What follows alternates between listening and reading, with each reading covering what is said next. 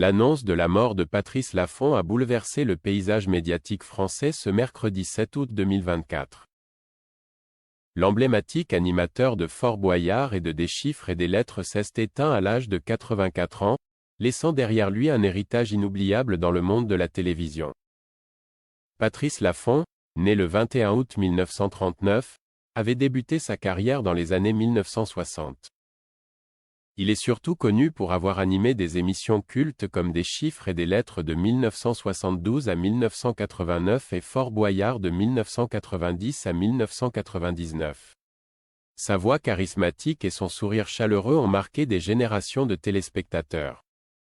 Lorsque Patrice Laffont a pris les commandes de Des chiffres et des lettres, il a insufflé un nouveau dynamisme à l'émission.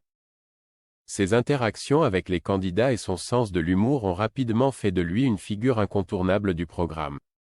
En 1990, Patrice Laffont devient le premier animateur de Fort Boyard, un jeu télévisé qui allait devenir l'un des plus grands succès de la télévision française.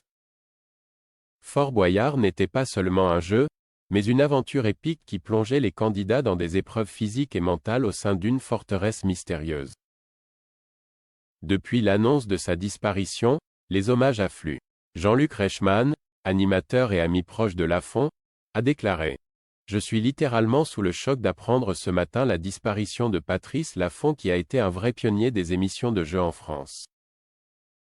Toutes mes sincères pensées vont à sa famille et à ceux qui l'aiment. » Au-delà de ses talents d'animateur, Patrice Laffont était également un écrivain et un acteur accompli.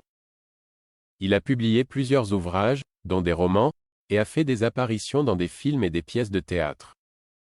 Sa passion pour les mots et son amour du spectacle étaient palpables dans tout ce qu'il entreprenait, raconte un critique littéraire.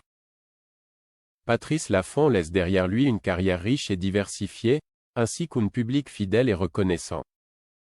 Son décès marque la fin d'une époque, mais son héritage continuera d'inspirer les générations futures, conclut un communiqué de France Télévisions.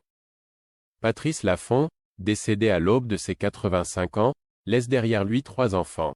Fabrice, réalisateur de documentaires, Axel, humoriste et réalisatrice, et Mathilde, comédienne de 27 ans.